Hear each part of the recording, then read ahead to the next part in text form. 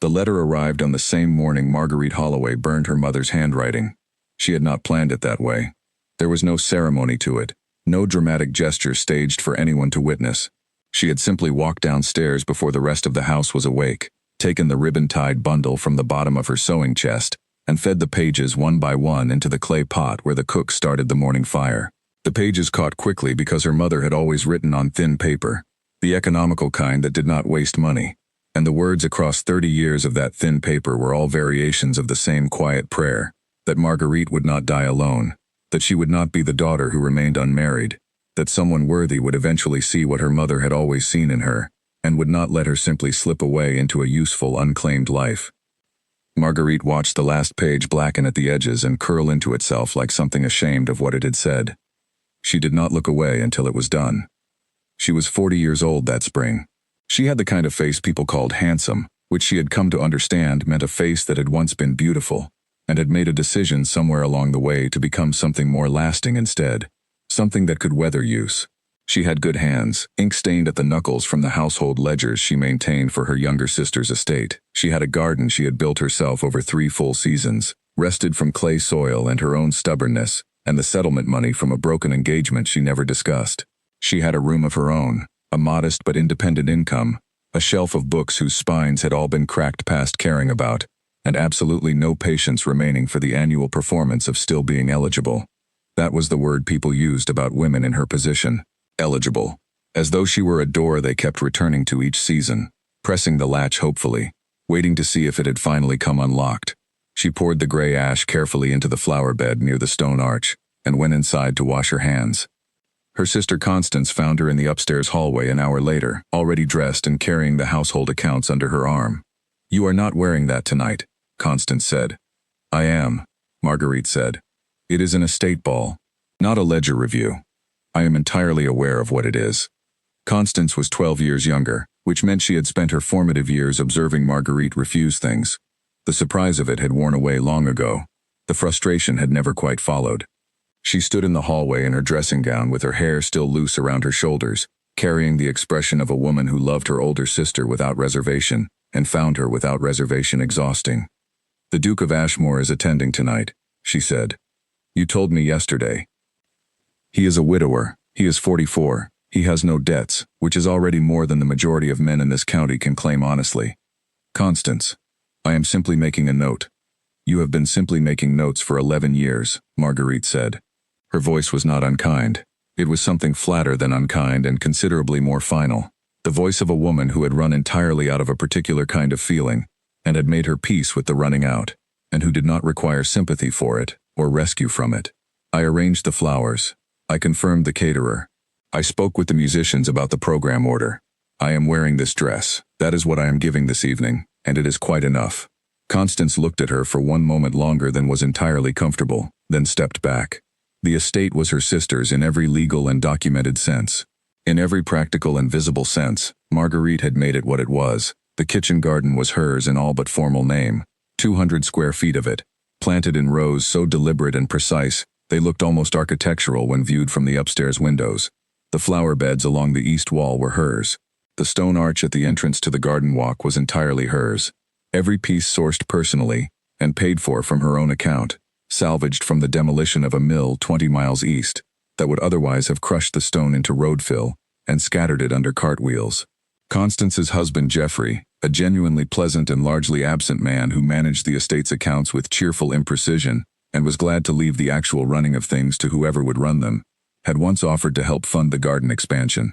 Marguerite had thanked him warmly, and declined in a way that permanently foreclosed a second offer. She needed the garden to be hers in a way she could not have articulated, without exposing more of her interior life than she ever chose to expose. The deliveries arrived at 10 in the morning. She directed them from the courtyard with the ledger open, checking every item against the invoice without looking up, sending back a full crate of damaged roses without a moment's discussion. The florist argued at considerable length. She listened without any expression at all, until he had exhausted himself, then repeated the quantity she required, and the price she was prepared to pay. He took it. By noon she had the entrance arch dressed, the dinner tables arranged, the terrace lanterns tested and trimmed. By 2 she had adjusted 3 flower arrangements because their proportions were wrong in a way that only she appeared to notice. By 4, the house was entirely ready, and she went into the garden alone and stood there for 17 minutes, doing nothing particular, listening to a blackbird somewhere deep in the elm trees at the far end of the garden walk. The sound of it drifted through the new spring air with the unhurried quality of something that had nowhere to be and no interest in pretending otherwise. She was not sad, standing there. That was the thing she had only recently begun to understand about herself, now that she had finally stopped measuring her life against the shape she had been told it was meant to take. She was not sad. She was something quieter and considerably more complicated than sad. She was a woman who had worked out, at last and without drama or ceremony, that the life she was presently living was the life she was going to have, and that this was not a tragedy. It was simply a life that contained blackbirds and clay soil and ledgers that balanced, and a garden growing exactly as she had intended it to grow. There were worse lives. She had watched several of them from close quarters. The ash from the letters was already settled into the flower bed by the arch. She had burned the last of her mother's hoping. She felt clean for the first time in longer than she could accurately remember. The guests began arriving at 6:30. Marguerite stood at the entrance with Constance and Geoffrey and greeted people she had known for years with the precisely measured warmth of a woman who had no intention of being remembered from this particular evening. She spoke about the spring weather, about the new road through the village, about Geoffrey's cousin's apparently complicated recent inheritance. She moved through the early hours of the gathering the way she always moved through rooms like this, efficiently, and with a kind of deliberate invisibility that she had cultivated over many years because it allowed her to keep things running, without anyone feeling managed. The caterer came within 2 degrees of serving the soup at the wrong temperature. She intercepted it in the corridor between the kitchen and the dining room, invoice in hand, explaining to the young man responsible that warm did not mean tepid, and that the distinction was a professional standard rather than a personal preference, when she became aware of someone standing in the corridor behind her. She did not turn. She finished her point about the soup first. Then she turned. He was tall, which she noted without particular interest. He had dark hair, with gray coming through at the temples, and the kind of face that had stopped trying to make an impression on anyone at some point in the not-too-distant past. He was watching her with an expression she could not immediately classify, not amusement and not admiration and not the evaluative look men in drawing rooms usually produced when they were making up their minds about a woman, something more genuinely neutral than any of those, and therefore more interesting than all of them combined. The soup at the Carrington dinner last month was also incorrect, he said. Nobody said anything about it at all. Then nobody at the Carrington dinner was doing their job. He looked at her for a moment. I suspect, he said, very quietly, that you are always doing yours. She should have said something sharp back, or deflected with practiced ease. Instead she said nothing, for precisely long enough that the silence became noticeable, which was considerably worse than either of those alternatives. She recovered, gave her name, noted that he must be Ashmore, and excused herself to the dining room without waiting for any reply. She did not look back. She did not need to.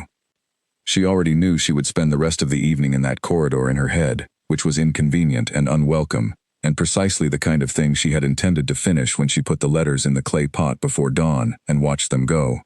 The soup was served at the correct temperature. She told herself that was the only victory that mattered that evening. She nearly believed it. She had not always been practical about hope. That was the thing about her that people who had only known her in the last decade would not have guessed. They saw the ledgers and the shears and the way she spoke to florists and caterers, and assumed she had been born with a particular kind of steadiness, the kind that had never needed to be constructed. But the steadiness had been constructed. She had built it the same way she built the garden, from available materials, over time, with corrections along the way. She had been as young as anyone once. She had been the kind of young woman who read the long novels with the hopeful endings, and believed, in the way you believe things you have not yet been required to test, that the world arranged itself eventually toward the people who deserved it to. She had been engaged at 26 to a man named Oliver Fairfax, who was clever and attentive, and possessed of the specific quality of seeing her that she had waited all her young adult life to be seen with. They had been engaged for 9 months.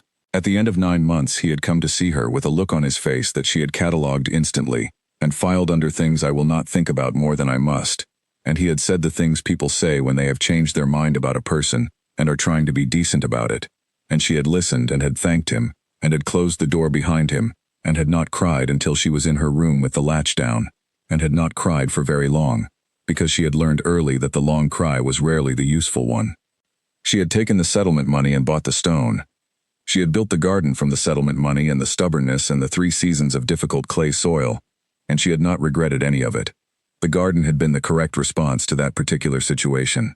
It had taken something that had been only loss and had made it into something that grew. She understood that about herself now, standing in the kitchen in the early morning, with ash in the flower bed, and clean hands, and the particular peace of a woman who has finished making a decision.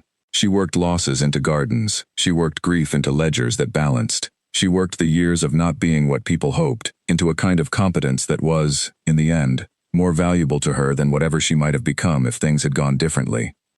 She did not regret being 40. She did not regret the garden or the accounts or the room of her own with the cracked-spined books. She regretted very little, which was one of the advantages of having finally made peace with the life you were actually living, rather than the one you had planned. She thought about the broken engagement again, which she almost never did anymore because she had processed it thoroughly and filed it away years ago in the category of things that had happened and been survived, and were now simply history. But she thought about it now because she was doing the thing she always did when she was trying to build a case. She was looking for precedent. She was looking at the previous example of a man who had found her in a room and concluded she was worth finding, and she was using it to calibrate her expectations about the current example. The previous example had failed. She knew why it had failed. She had examined it with great thoroughness over several years and had arrived at the same conclusion every time. It had failed not because anyone had been dishonest, but because one of the two people involved had discovered, when the reality of the thing arrived, that they had wanted the idea of it more than the actual daily practice of it. The daily practice of Marguerite was not a romantic endeavor. It was accounts and garden work, and opinions expressed without apology, and a tendency to be right about things that she did not always manage to express, with the grace that might have made being right about them easier for everyone involved. She had known, even at 26, that she was not the easiest person to be in daily proximity with. She had hoped it would not matter. It had mattered. She was 40 now, and she was still not the easiest person to be in daily proximity with, and she had stopped hoping it would not matter, and had simply decided it would have to be an acknowledged fact of any arrangement she entered into.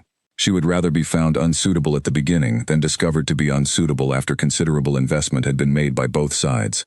This was, she thought, probably the most important piece of information she had not yet given Edward Cavendish. She would give it to him on the terrace. She had already decided this before the dessert course ended, which suggested to her, when she noticed it, that she had been making decisions about the terrace conversation before she had fully admitted to herself that she was going to have one. She refiled this observation also, under things to examine later, and finished her syllabub. The dessert course ended. She went to check the lanterns.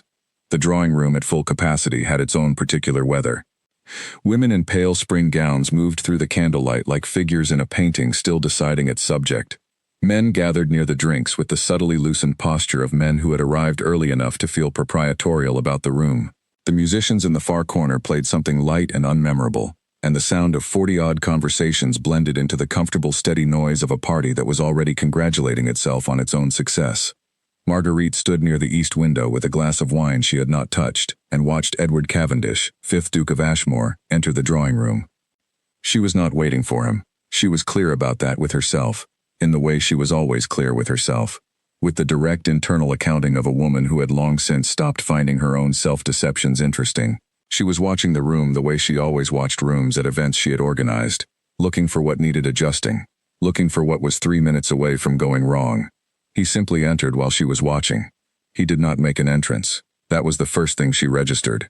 He came through the door the way a person comes through a door when they are tired of the whole business and have committed to staying only as long as manners absolutely required them to. He accepted a glass from the tray without looking at it. He greeted Geoffrey with what appeared to be genuine warmth, unperformed and therefore notable. He said something brief to Constance that made her laugh in the real way, rather than the hostess way. Then he stood with the particular settled stillness of a man who was sufficiently comfortable inside his own skin to simply be somewhere without performing being somewhere, and he looked slowly around the room. His eyes passed over hers. She looked at the east window. The room worked around her. A baronet's wife named Mrs. Beaufort appeared at her side and began discussing her rheumatism with the absorbed detail of someone describing an extended and eventful expedition. Marguerite listened attentively and asked a considered question about the treatment she had been prescribed in Bath, which was the correct thing to do in that moment, and Mrs. Beaufort brightened considerably and continued for another 8 minutes with renewed energy. Marguerite heard every word. She was an extremely good listener. She had spent 40 years becoming one, partly because she was genuinely curious about people, and partly because listening gave her face something to be occupied with, in rooms where she did not want it read. "Has the soup situation been resolved?" The voice came from just above her left shoulder. She turned. He was closer than she had anticipated him to be. Not improperly so, but close enough that she could see clearly that the expression from the corridor was not something he had arranged for her benefit. It was simply his face when he was paying attention to something. His default expression in the presence of something he found worth paying attention to. "It has," she said. "I have attended 11 estate dinners this season," he said. "This is the first at which the soup was correct. I will pass that information to the caterer. It will improve his week significantly." He looked at her. She looked back at him. Neither of them produced a social smile for a moment, which she discovered, with a small and quite private alarm, was more comfortable than smiling would have been. There was something restful in looking at someone who was not currently asking anything of her face. "Edward Cavendish," he said. "I know who you are." "And I know who you are," he said. "You are the person who makes this estate function. Constance and Jeffrey make this estate function. Constance and Jeffrey are excellent at enjoying it," he said. "You are the one who makes it worth enjoying." She had collected compliments across 2 decades of drawing rooms, from men who meant varying amounts of what they said. She had developed an efficient system for receiving them pleasantly, storing them without weight, and feeling nothing that lasted. But this was not quite a compliment, she noticed. It was an observation. It carried the specific weight of something a person had thought about before they said it, rather than reaching for it in the moment, because the moment required something. She did not know immediately what to do with that. It had been a long time since something in a conversation had briefly outrun her management of it. "You are standing very near a conversation you have not been invited into," she said, nodding toward Mrs. Beaufort, who had located a new audience 2 feet away, and was restarting the rheumatism from the beginning, with the enthusiasm of someone who had improved it in the telling. "I heard the first version," he said. "I cannot survive the second. We are in complete agreement on that." Something shifted in the space between them, not visibly, not in any way the room would have registered, but in the corridor between what they were saying and what they were not saying, something moved and quietly resettled. He asked about the garden. She had not mentioned the garden to him. He had asked Constance, apparently. Constance had told him with what Marguerite could only imagine was enormous quiet satisfaction. She did not particularly enjoy being researched. She communicated this without stating it directly by asking, "Did you have a specific question, or were you simply building a picture of me?" He smiled. It happened before he could prevent it, crossing his face faster than the social machinery could intercept it. There, and entirely gone again in the space of a blink. She caught it at the edge of her vision, and it was nothing like the polished expressions she had watched him produce on the other side of the room all evening. It was the involuntary smile of a person who has been caught off guard by something they did not expect, and it rearranged his face entirely for the 2 seconds it lasted. "Building a picture," he admitted. "Why?" He took the question seriously. She could see him taking it seriously. The small, specific pause of someone who is not stalling but is actually thinking. "Because you are the most interesting person in this room," he said, "and I have had an exceptionally long season of extremely uninteresting rooms. That is a very low standard to measure praise against." "Then I apologize for the inadequacy of the comparison." The party continued its noise around them. Constance caught Marguerite's eye from across the room, and had just enough dignity to look away, before her face completed what it was attempting. Jeffrey drifted toward somewhere more comfortable. The musicians shifted to something with slightly more movement, and 2 couples arranged themselves near the cleared space by the windows. Marguerite looked at Edward Cavendish. She thought, with a clarity she had not permitted herself in years, "He is going to be trouble." Not disaster, simply a certainty that was arriving on its own schedule, with complete indifference to her preparations for it, the way rain arrives after you have already left your umbrella behind and made peace with keeping dry some other day. "Would you show me the garden?" he said. Later, when the room has thinned out a little. She should have said no. She had burned the letters before sunrise. She had stood at the clay pot with full knowledge of what she was doing, and had watched every page go with a feeling she had named completion, and had meant to keep. She said, "After the dessert course." She did not analyze it. 40 years had taught her that certain honest answers arrived before the cautious part of the mind could organize a defense against them, and arguing with those answers after the fact was a form of dishonesty she had come to find beneath her. She returned to the east window. She did not drink the wine. Across the room, Mrs. Beaufort was well into the 3rd version. The compress, apparently, involved a particular herb from a garden in Wiltshire. The evening continued. Marguerite stood inside it and felt, somewhere deep and entirely without her permission and deeply inconveniently, the smallest and most stubborn version of a warmth she had believed she had put in the clay pot that morning and watched become ash. It had not, apparently, finished becoming ash. It had been patient about waiting for a better moment. She had developed the skill of watching rooms without appearing to watch them. This was partly practical, because running an event required being aware of the event from every angle at once, and partly protective, because watching gave her distance, and distance was useful when the room contained things she did not want to be too close to. She watched the Duke of Ashmore from the east window for 20 minutes before she had to admit to herself that she was watching him. He moved through the room differently from most of the men she watched at events like this. Most of them moved with the particular momentum of men who had somewhere to be, someone to impress, something to accomplish before the evening was over. Their movement had direction and intention, and a certain forward lean that betrayed the ambition underneath the social ease. He did not move that way. He moved like a man who had been to enough of these evenings to have run out of anything to accomplish in them, and had arrived at a kind of patient participation that was distinct from enjoyment but not quite boredom. He participated without requiring the evening to give him anything. He was fully present in the room, and completely unattached to what the room did. She found this remarkable. She found it remarkable partly because it was rare, and partly because it was exactly the quality she had always wanted for herself in rooms like this, and had never quite achieved. Not entirely, because there was always the small vigilant part of her that was managing the event, and monitoring the temperature, and noting what needed adjusting. He was, she thought, genuinely unbothered. She had not met many people who were genuinely unbothered. She had met many people who performed it. She refiled him under a different category and went back to watching the room. The conversation near the east window after Mrs. Beaufort's departure had been, she acknowledged to herself later, the most interesting conversation she had had in a room like this since she could clearly remember. Not because of what was said, though what was said had been worth saying and worth hearing, because of what was underneath it. There was a submerged current to talking to him that she recognized without being able to name immediately, and she spent the first portion of the meat course figuring out what it was before she arrived at it. He was not trying to make her anything. Not more comfortable, not more inclined toward him, not more impressed. He was simply talking to her as though she were already exactly what she was, and that was entirely sufficient for the purpose of the conversation. She had not experienced that in a drawing room in longer than she could clearly calculate.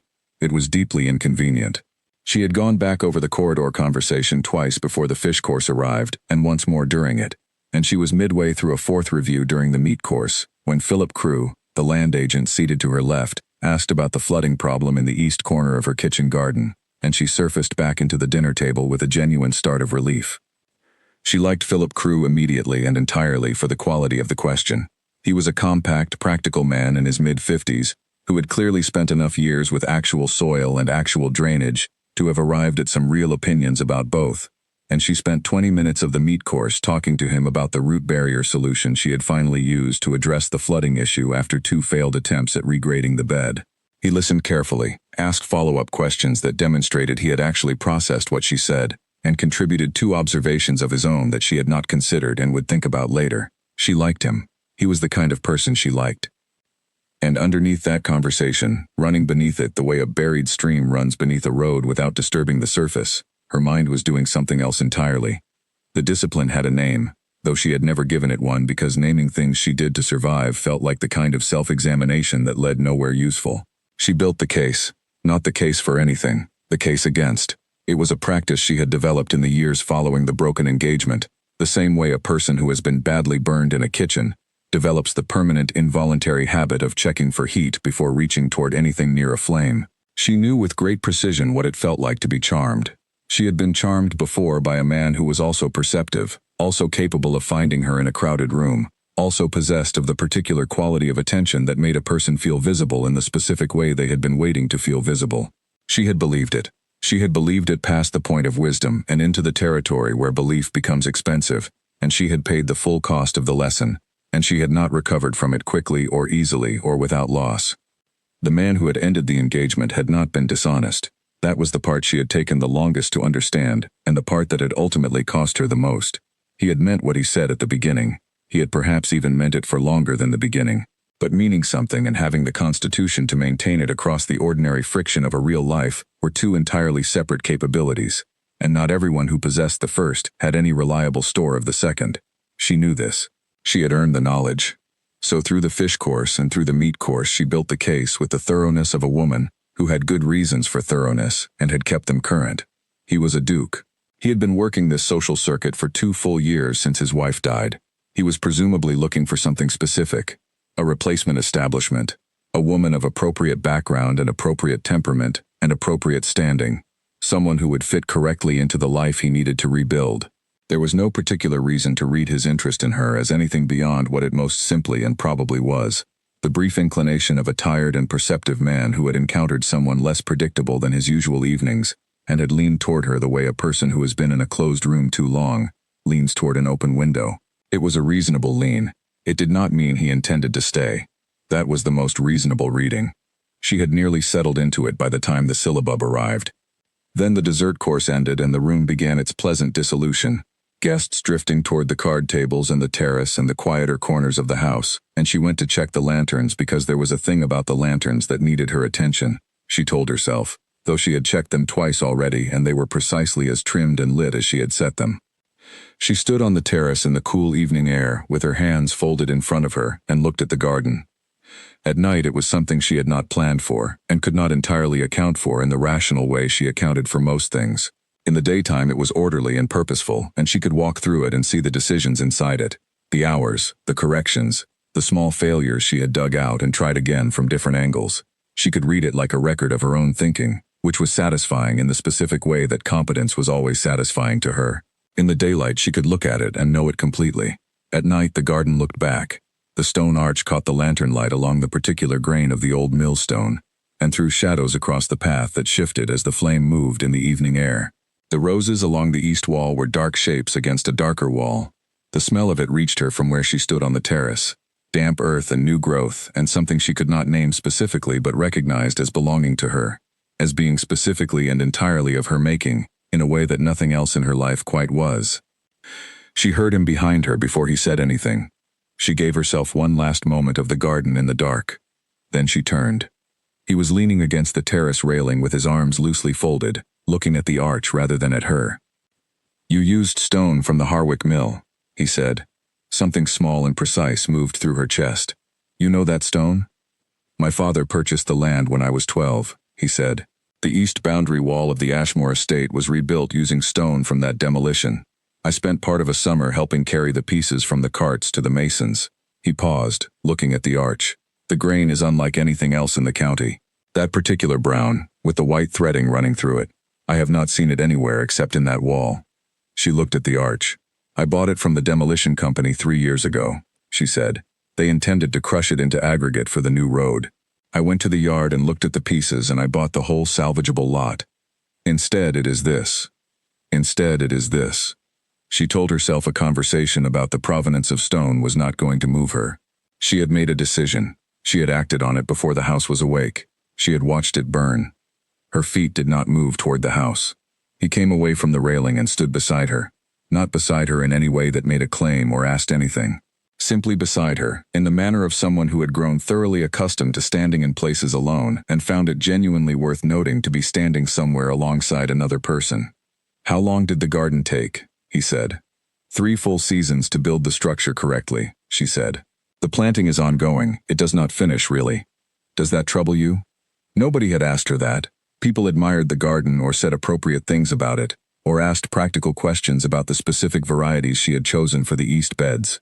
Nobody had ever asked whether the permanent incompleteness of it was something she had to carry as a weight, or whether she had made peace with it, or whether, in some way she might not want to articulate at a party, it was actually the thing she valued most about it.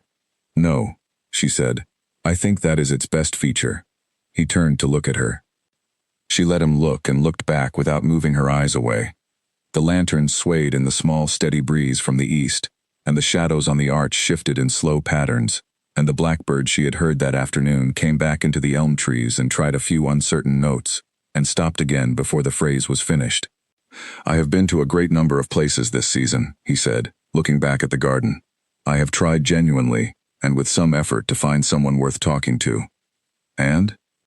"I had an excellent conversation this evening," he said, "about soup temperature and the drainage challenges of clay soil. So yes." She was aware of something pressing behind her composure that wanted to be a smile. She was equally aware of the tightening in her chest that had nothing to do with warmth, and everything to do with the disciplined and long-maintained caution of a woman who had survived a particular experience by learning to recognize when to step back before the cost of not stepping back became too high. "Lord Ashmore," she said, with some care. "Edward," he said, as though the title were something he was mildly tired of. She gave that moment its space. "I gave this season up some time ago," she said then. She said it in the same level, clear, unapologetic voice she used when she told the florist she was returning the roses, not from anger but from directness, because directness was the thing she trusted most in herself, and she had no interest in being anything less than direct, with a man who had shown every sign of being capable of receiving it. "I want to be clear about that because it seems important to be clear. I am not performing anything tonight. I am not here as a candidate for anything or as a person who is available to become something to someone. I am here because my sister needs me, and I am good at being useful to her, and I have made a genuine and considered peace with that, and I am asking you not to complicate what I have worked to settle."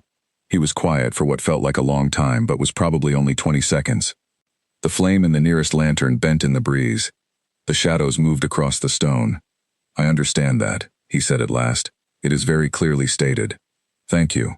May I say one thing in return?" She waited. He did not look at her when he said it. He looked at the garden, which she noticed, and which she could not entirely account for within her case-building framework. "I came tonight because Jeffrey invited me, and I have run out of convincing reasons to decline invitations from people I like. I expected nothing from this evening except to have fulfilled an obligation and been politely social and gone home. In approximately 3 hours I have met the most honest person I have encountered since my wife died, and I am telling you that not to pressure you toward anything or to complicate what you have settled. I am telling you because you said honesty mattered to you, and I believe you meant it without reservation, and I think a person who means that genuinely deserves to receive the same quality of honesty in return. That is all I am offering. I am not asking for anything tonight." Marguerite stood very still.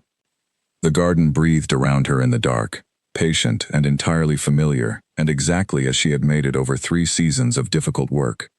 She did not know what to say. She had not, in recent memory, not known what to say. She did not move toward the house. She stood on the terrace in the cool spring air beside a man who had known the grain of her millstone, and looked at the garden when he said true things, and she said nothing for long enough that it should have been awkward and was, for reasons she did not immediately want to examine, not awkward at all. The 40 minutes passed in the counting of lantern changes. She did not realize she had counted them until she was in bed. She lay in her room in the dark and did what she always did. When something had entered her life that she had not organized a place for, she made lists. 2 columns in her head. On one side, everything that was reasonable about the evening. On the other side, everything that was not. Reasonable. He had been genuinely engaging to talk to. He had not made any attempt to impress her with his title, or his resources, or his connections, which men of his standing almost invariably attempted at some point in a first conversation, often within the first 10 minutes. He had asked about the garden with questions that were clearly real questions, questions that expected real answers, that processed those answers, that added them to some picture he was forming that was not decorative but actual. He had listened to her the way she listened to people she respected, which was the particular way that took what was said and used it rather than simply waited for the gap. Not reasonable, that he had found her specifically. That he had stood in the corridor behind her in the way of someone who had followed her there on purpose.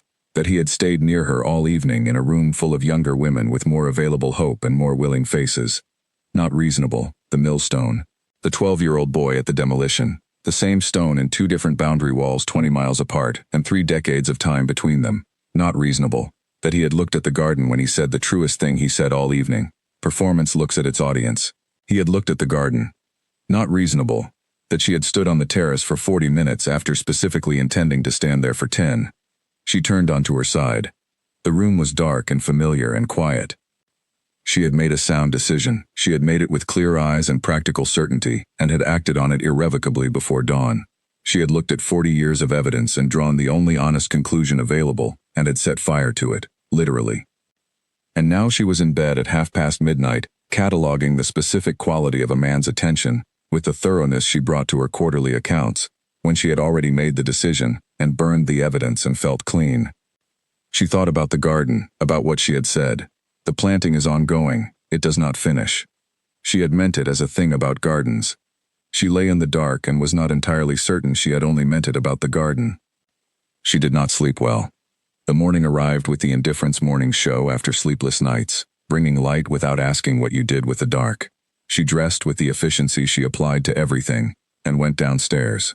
The house held the quiet of the morning after a gathering, surfaces still slightly displaced, the air not yet returned to its ordinary composition.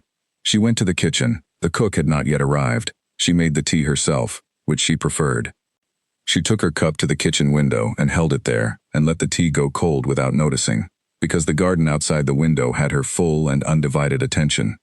The stone arch stood in the early light, wet with dew, the grain of the old millstone warming as the low sun reached it, the brown and white threading she had recognized in a demolition yard 3 years ago and had paid money she could not easily spare to save from the aggregate road.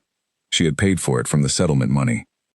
Her well-earned, difficult, bloodless but costly settlement money from an engagement that had been broken because one person in it had discovered, at the last available moment before the cost became permanent, that he could not sustain what he had promised. She had built the arch from it. She had built the whole garden from it. She was looking at the flower bed beside the arch where the ash from her mother's letters was settled into the soil when her father's footsteps came down the hallway. She knew his footsteps as well as she knew anything.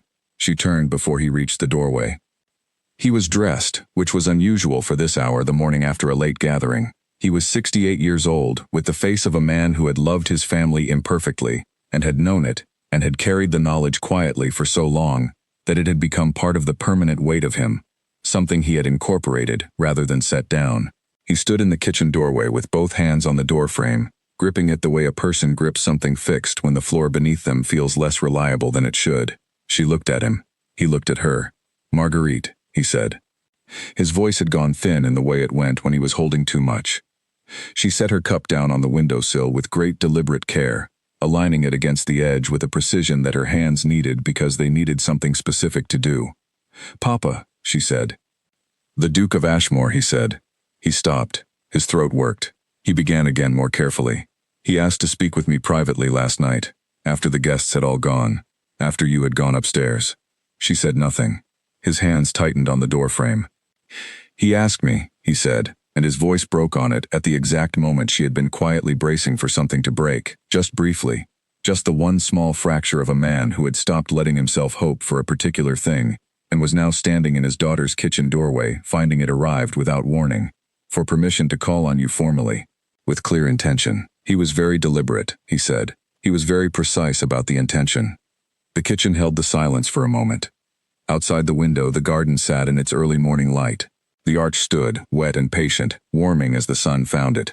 The stone from a demolished mill, carried once by a 12-year-old boy on a different estate 20 miles away, now the entrance to something she had made from 3 years of deliberate effort. Marguerite Holloway stood at the window and understood, with the quiet and entire absence of drama that she had always brought to understanding things, that she had burned the letters too soon. Not with grief, not with panic, not with the particular stomach drop of a woman who has made a terrible mistake and is now paying for it. With something much smaller and more specific than any of those things, the rueful recognition of a person who had drawn a reasonable conclusion from all available evidence, and had then been corrected by evidence that simply had not yet existed when the conclusion was drawn.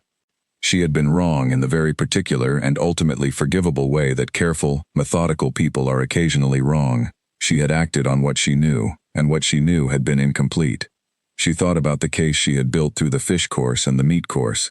She thought about the 11 estate dinners and the soup, and the specific quality of his attention when he listened. She thought about the stone arch and the 12-year-old boy. She thought about him looking at the garden when he said the true thing. She thought, I built a reasonable case from reasonable evidence and arrived at a reasonable conclusion, and the conclusion was wrong, and that is simply a thing that happens to people who make decisions with incomplete information, and the appropriate response to it is not distress but adjustment. She was 40 years old. She had been adjusting to things her whole life. She was good at it. Her father was watching her from the doorway with his hands trembling very slightly on the doorframe. He had stopped asking her about such things years ago because she had always seemed not to need him to. He had read her composure as sufficiency. He had read her efficiency as contentment. He had read the garden and the ledgers and the household accounts as evidence that she had found the life she wanted rather than evidence that she had found the life that was available and had made the best possible version of it. He was standing in the doorway now, with the trembling hands of a man who was understanding, perhaps for the first time with the full weight of it, that those two things were not the same. She looked at him for a long moment. She thought, he has always loved me. He has not always known how to ask me things. Neither of those cancels the other. How did he seem, she said, when he spoke to you? Her father blinked. She could see him recalibrating, adjusting to the fact that she was not going to do any of the things he had apparently been preparing himself for, not cry, not be overwhelmed, not require steadying or comforting or any of the management he had arranged himself to provide. He seemed very clear, her father said after a moment. He was not nervous. He was the kind of man who says difficult things easily, because he has thought them through before he says them. He paused.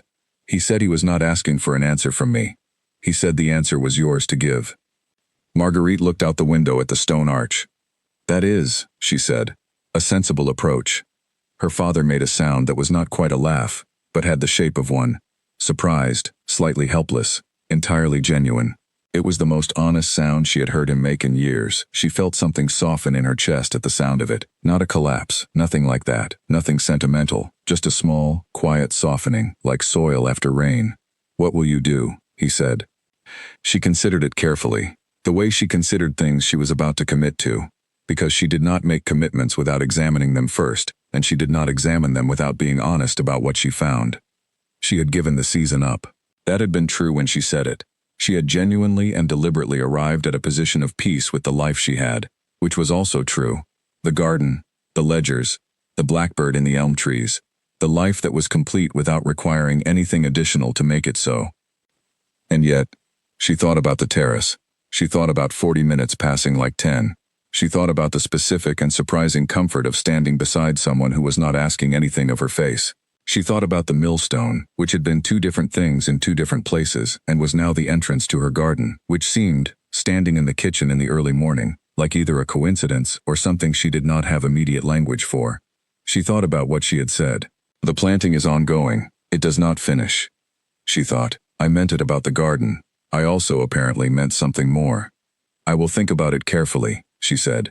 The way I think about anything I am going to decide about. Her father nodded. He looked as though he might say something more and then appeared to decide against it, which was, she thought, the right decision. He had given her the information. The information was hers now. He started to turn back toward the hallway and then stopped. Marguerite, he said, without turning back around. I should have asked you more, over the years. I should have asked you more and assumed less. She looked at his back, at the familiar shape of him in the doorway, the same shape she had known since she was small enough to reach only as high as his coat pocket. Yes, she said, not unkindly, just honestly. You should have. He nodded once, and went back down the hallway with the same careful steps he had come with, and she listened to them grow quieter, and then stop, and she turned back to the window. The arch was fully in the sun now, the dew burned off, the stone warm and dry and the grain of it visible clearly, brown and white and very particular, unlike anything else in the county. The mark of the Harwick mill that had been demolished and scattered and reassembled in two different places by two people who had not yet known each other existed. She picked up the cold cup of tea. She looked at the arch. She thought about what it meant to build something from what was left, after something else had been dismantled. She thought about the demolished mill, and the 12-year-old boy carrying pieces of it to a boundary wall, and herself in a demolition yard 20 years later, looking at the same stone, and recognizing something in it she had needed. She thought about the letters she had burned. She had burned them because they were her mother's hope, not hers, and carrying her mother's hope for her own life had become too heavy a thing to keep managing. That was still true. She did not regret burning them. The hoping her mother had done on her behalf had been done out of love, and had also been a kind of weight, and she had been right to let it go. But the letters had been her mother's hope. They had never been Marguerite's. Marguerite's hope, if it existed, if it had survived what she had put it through, was her own. And she had not, she realized, standing at the kitchen window with cold tea in both hands, burned any of it. She had thought she had. She had felt clean afterward, in a way that she had taken for evidence. But she had only burned the weight of her mother's hoping, which was different, and the distinction mattered. She was 40 years old. She had stopped hoping because it had seemed, on the basis of all available evidence, like the sensible and self-respecting thing to do. The evidence had been incomplete. She held the cold tea and looked at the arch and thought about what it meant to be a careful person who was occasionally wrong, and what careful people did when they discovered it, and whether being wrong about the end of something was any more painful than being wrong about the beginning. She concluded that it was not. She concluded that she was going to answer him. She was going to answer him in the clear, direct way she answered everything, without performance and without excess, and with the full weight of what she meant behind it. And she was going to do it after she had thought about it as carefully as it deserved to be thought about, which was not the same as never doing it. Outside the window, the blackbird came back into the elm trees. She had been hearing it since yesterday afternoon, trying a phrase and stopping before it finished, uncertain, starting over. This morning it tried the phrase again and then finished it completely without hesitating, as though it had arrived in the night at some decision and was now simply implementing it. The sound went out across the wet morning and the warming arch and the flower bed with the ash in it, and dissolved into the spring air. Marguerite almost smiled. The almost was not distance. The almost was just the particular expression of a woman who is doing something real with her face, rather than something performed. She put the cold cup of tea down carefully on the windowsill. She went to find paper and a pen. She put the pen down and read the 2 sentences again. You deserve a direct answer rather than one managed through intermediaries. The answer is yes. She considered whether there was anything else the letter needed to say. She considered whether a longer letter would be more honest or simply more anxious, and concluded it would be the latter. She had said what she meant. She had said it in the fewest words it could be said in. The letter was done. She folded it and wrote his name on the outside and went downstairs. She thought, going down the stairs, about what she was doing and what it would mean, and whether she had thought about it carefully enough. She had thought about it for an entire sleepless night, and most of a morning. She did not believe more time would change the conclusion. She believed she was making a decision based on genuine and current evidence rather than on hope, which was the distinction she had always tried to maintain, and which she intended to maintain now. She was not hopeful. She was decided. The difference mattered to her in a way she did not expect most people to understand, and did not intend to explain. Constance, when she handed over the letter, looked at her with the expression of a woman who had spent 12 years hoping for something, and was now watching it begin to happen, and was trying very hard not to say anything that would jinx it. Marguerite appreciated the restraint. She appreciated it enough to give Constance a very small and entirely genuine nod before she went back upstairs, which was as close to an acknowledgement of the moment as she was prepared to offer in a hallway at 8:30 in the morning. The accounts took the rest of the morning. She finished them correctly, as she always did. The numbers did not care what else was happening. They were either right or they were not, and when they were right, there was the specific small satisfaction of a thing done correctly, and she had always found that satisfaction reliable, in a way that very few other satisfactions were. She ate lunch at the kitchen table because the cook had gone to the market, and she preferred the kitchen table when the house was quiet. She ate bread and cheese and looked out the window at the garden and thought about what she had done that morning and whether she had done it correctly, and concluded that she had, and finished her lunch. Then she went out to the east wall with the shears. She did not write the letter immediately. She was not a person who acted on the first draft of anything, and this was not a matter she was going to treat differently, because it happened to involve something she had not allowed herself to want for a long time. She sat at the small writing desk in her room with a blank piece of paper and a good pen, and she thought first, carefully and thoroughly, the way she thought before committing to anything. She thought about what she knew. She knew that Edward Cavendish, 5th Duke of Ashmore, had found her specifically in a room full of other people and had stayed near her specifically for 3 hours, and had then spoken to her father specifically in the private, intentional, clear-intentioned way that meant he had thought about it before he did it. He was not a man, she had concluded from 3 hours of observation, who did things impulsively. The clarity of his attention and the precision of his language, and the fact that he had looked at the garden when he said the truest thing he said all evening, were all evidence of a person who was deliberate about where he put himself and why. He did not make entrances. He did not perform charm. He had sat through 11 estate dinners and endured them all, and had apparently found none of them worth what this one had cost him in social currency, and she thought, sitting at the desk with the blank paper in front of her, that a man who had endured 11 correct or incorrect soup dinners without doing anything about it was not a man who was going to be impulsive about the 12th. She thought about what she knew about herself. She knew she was 40 years old and had built a life she did not hate from materials other people would have found inadequate. She knew she was extremely good at things that required patience and precision, and the willingness to correct yourself when you had been wrong, without losing your footing in the process. She knew that the broken engagement had cost her more than she had allowed anyone to see, including herself, for a number of years, and that the cost of it had been real, and the protection she had built afterward had been reasonable, and the burning of the letters had been genuine. And none of it changed the fact that she was sitting at her desk at 8 in the morning, with a blank piece of paper, because a man had looked at her garden and told her the truth. She thought about the millstone. She did not think it was a sign or a symbol or evidence of anything beyond itself. She was not a person who looked for signs. She was a person who looked at evidence, and the evidence was simply that the same stone had been in 2 different places and had now come to be in a third, and the man who had carried pieces of it at 12 years old had grown into the man who had stood on her terrace the night before and said honest things to the garden while she stood beside him. It was a coincidence. A genuinely good one, but a coincidence. What was not a coincidence was that she had stood on that terrace for 40 minutes. She picked up the pen. She wrote, in the clear and direct hand she used for everything because she had no other kind. I think you deserve a direct answer rather than one managed through intermediaries. The answer is yes. She looked at it. She crossed out I think and wrote the sentence again from the beginning without it. You deserve a direct answer rather than one managed through intermediaries.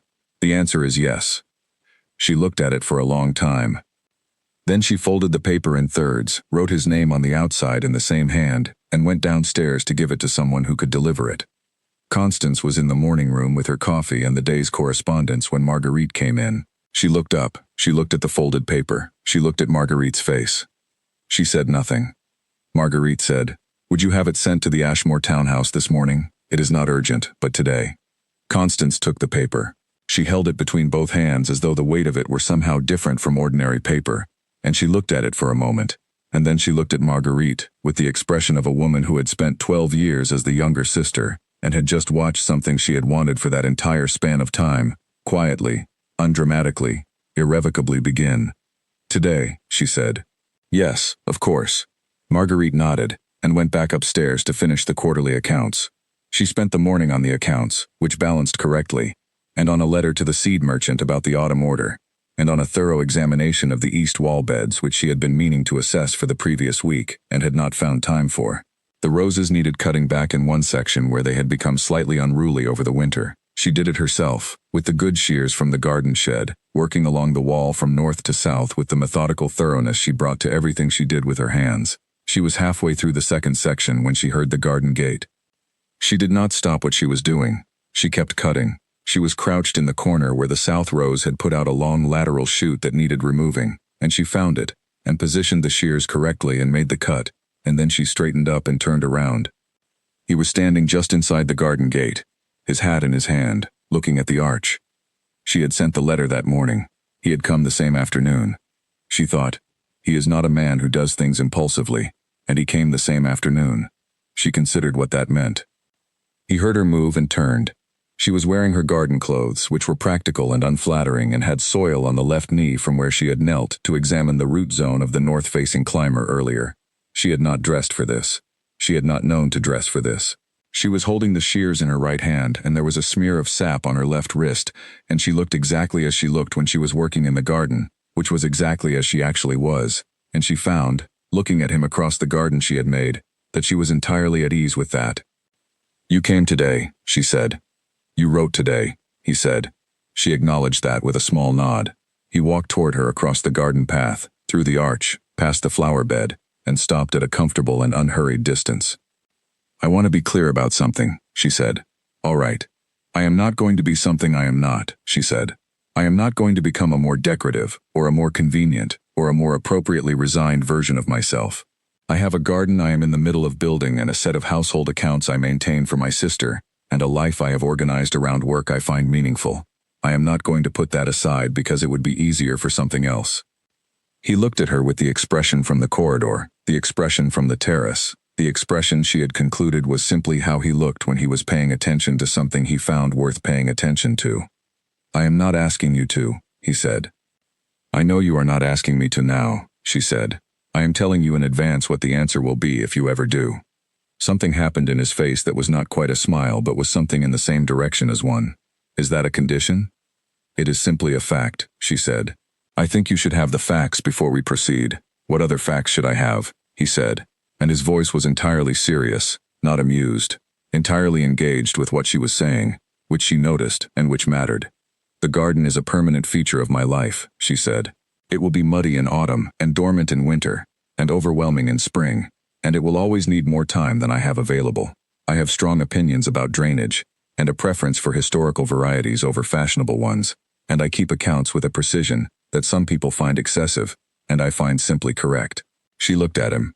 And I burned some letters this morning that I had been carrying for 30 years, which means I am not bringing the weight of 30 years of other people's hoping into this. Whatever this is, I am coming to it with what I actually have, which is considerably less encumbered than what I might otherwise have arrived with. He was quiet for a moment. What do you actually have? He said. She thought about it honestly. A garden that is not finished and does not intend to be, she said. Good judgment, most of the time. The willingness to be wrong and correct it. Some knowledge of stone, she paused, and the ability to tell when someone is being honest with me, which is rarer than it should be. He nodded slowly. And what about hope? He said. Do you have any of that? It was the most direct question he had asked her. She appreciated it for that, even as she understood that it was also the most difficult one to answer honestly, without sounding like either more or less than she was. I burned my mother's hope this morning, she said. Not mine. I think there is a difference. She looked at the arch. I think mine was never in those letters. I think it has been in the garden all along, and I just did not notice what it was called. He looked at the garden. She looked at the arch. The afternoon light was different from the morning light, and different from the evening light she had shown him by. It was the plain and straightforward light of a spring afternoon, revealing rather than flattering, the light in which things look exactly as they are, and the garden in that light was exactly as it was, unfinished and growing, and entirely her own work. Built from difficult material in good soil, with patience and the willingness to try again when something did not take. I knew your stone, he said, before I knew you. You knew the stone from a different wall, she said. The stone is the same material with different histories. That is what stone is. He looked at her with the expression from the corridor and the terrace and now the garden in the afternoon light. Is that what we are? He said. She considered it. I think that is the most honest thing either of us has said, she said. He held out his hand. She looked at it. She had the shears in her right hand and soil on her left knee and sap on her wrist, and she had burned her mother's letters that morning, and had built the garden over 3 seasons, and had managed 40 years of a life that was sufficient, and had refused help and kept accounts, and stood on a terrace for 40 minutes she had intended to make 10. She put the shears down on the garden wall. She took his hand. It was a practical handshake, brief and firm. The kind of handshake that was not trying to be anything other than what it was. 2 people agreeing to something with the parts of themselves they trusted. The garden wants attention, she said, and the accounts are not finished. I know, he said. I will not keep you from them. Good, she said. That is the correct answer. He released her hand. She picked up the shears. He stood in her garden for a few more minutes, looking at the arch, while she went back to the south rows and finished cutting it back to where it needed to be.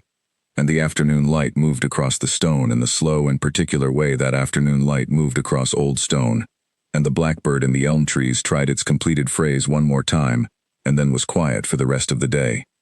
She finished the south section. She moved to the north. He said, from behind her, I should go. I will call properly, later this week, at an appropriate time. Tuesday is better than Wednesday, she said, without looking up. The Wednesday post arrives in the morning and takes my concentration. Tuesday, he said. She heard the gate. She kept working. The garden in the afternoon light went on being what it was, unfinished and growing, patient and entirely her own. The place where she had always kept the things she did not name until she needed to. The place where the ash from her mother's letters was already becoming part of the soil. The place where the stone from the Harwick mill stood, as the entrance to something she had built from difficult materials and good judgment, and the willingness to begin again. The blackbird did not come back that afternoon. It had said what it meant to say. So had she. The accounts were on the desk upstairs, and the autumn seed order was not yet finalized, and the east wall needed another hour of work before the light went, and Tuesday was 4 days away and entirely manageable. Marguerite Holloway, 40 years old, with soil on her knee and sap on her wrist, and her whole deliberate life arranged around her like a garden still in the middle of becoming what it intended to be, worked until the light was gone, and then put the shears away and went inside to finish the accounts. She was not done. She had not been done. She had simply needed, for a moment, to think she was. The garden would still be there in the morning. So would Tuesday. So would she. Tuesday came. He arrived at 10:30, which was a reasonable hour for a formal call, and she was in the morning room rather than the garden, which she had arranged on purpose because she was not going to pretend she had not known he was coming. She had the accounts on the writing desk because the accounts were always there, and she saw no reason to put them away, as though they were something to be hidden. They were part of her life. He was going to be part of her life, if this was what it seemed to be. These two facts were going to need to be acquainted. Constance brought him in and found a reason to be elsewhere within approximately 45 seconds, which was the fastest Marguerite had ever seen her leave a room. He sat down. She stayed at the desk for a moment longer than was strictly necessary, finishing the line she had been calculating, because she was also not going to pretend that his arrival had the power to interrupt her arithmetic. Then she put the pen down and turned to face him. "Tuesday," she said. "Tuesday," he said. They looked at each other. There was no garden between them this time, and no lanterns, and no soup crisis, and no baronet's wife, and no corridor. It was just the morning room, which was pleasant and modest and full of the ordinary evidence of a real life. The accounts on the desk, the good shears leaning against the wall near the garden door where she had left them the previous evening, the shelf of cracked-spined books, the small vase on the windowsill that she had filled with the first roses of the season that morning, for no particular reason except that they were there and the vase was there. He looked at the shears. He looked at the books. He looked at the vase of roses. He looked at her. "I came," he said, "to say something I should have said on the terrace, except that I did not know how to say it on the terrace, and I spent several days working out how to say it correctly." "All right," she said. "I am not in a hurry," he said. "I want to be clear about that. I am not looking for a fast resolution or a quick conclusion. I have been hasty once in my life with something that mattered, and I know what that costs, and I do not intend to repeat it. I would like to know you properly, if you will let me. I would like to ask you questions and receive answers and be corrected when I am wrong about things, which I expect will happen regularly because you appear to be the kind of person who is accurate." He paused. "And I would like, at some point that is not today if you are not ready for it today, to tell you about my wife, because she mattered and she was real, and I am not going to pretend she was not part of my history, simply because she is not part of my present, and I think you are the kind of person who would want to know about the actual history rather than the sanitized version." Marguerite looked at him for a long moment. She thought, this is a careful man. She had suspected it on the terrace, and she suspected it more clearly now. Not careful in the way of a man who was afraid, but careful in the way of a man who had learned, at some cost, what it meant not to be, and had made the appropriate adjustments. She was familiar with that kind of learning. She had done some of it herself. "I would like that," she said. "The proper version. When you are ready." He nodded. "And I would like," she said, "to show you what the garden looks like in the summer, if you have not made other plans for the summer." Something happened in his face that was not the quick involuntary smile from the drawing room, but something steadier and longer lasting, and in some ways more revealing. "I have not made other plans," he said. "Then come in July," she said. "The roses are extraordinary in July. The South Climber in particular. I have been working on it for 2 seasons, and this year I think it will be correct. I will come in July," he said. She turned back to the desk. She picked up the pen. "The accounts are not yet finished," she said. "I have approximately an hour of work remaining." "Then I will not keep you from them," he said. He stood. She looked up at him. She said, "The garden gate is unlocked, if you wanted to walk through it while you wait." He looked at her. She looked at him. "You are inviting me to walk in your garden," he said, "while you finish your accounts." "I am," she said. "It is approximately the third most intimate thing I can imagine offering a person I have known for 4 days. The first 2 involve the seed selection process for the autumn planting, and my opinions about the historical variety debate in climbing roses, which I think you might not be ready for yet." He stood in the morning room and laughed. It was a real laugh, unmanaged, slightly surprised. The laugh of a person who has been caught entirely off guard by something they did not see coming. And it filled the quiet morning room for a moment, and then settled into the air of it, and she thought, "I have made this room contain that sound now. I have done that," she thought.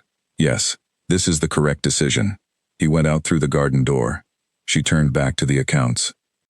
Outside the window she could see him moving along the garden path, looking at things properly, the way she looked at things, not quickly but with attention, with the specific quality of attention that added what it saw to an actual understanding. He stopped at the south wall. He looked at the climber she had mentioned. He looked at it for a long time, the way you look at a thing you intend to see again. She finished the accounts. She put the pen down. She went outside. The garden was in its spring best, which was not yet its summer best, but was extraordinary in its own right, the first proper flush of growth after the cold months. Everything slightly astonished by its own possibility. She walked along the path toward the south wall, and he heard her coming and turned, and she looked at the climber and then at him and said, The left section needs another season. The right section is going to be remarkable this July. He looked at the right section. He said, "Yes, I think it will be." They stood there together in the spring garden in the morning light, not touching, not performing anything, not being anything other than exactly what they were. Two people who had arrived at the same place by different routes and found it worth standing in together.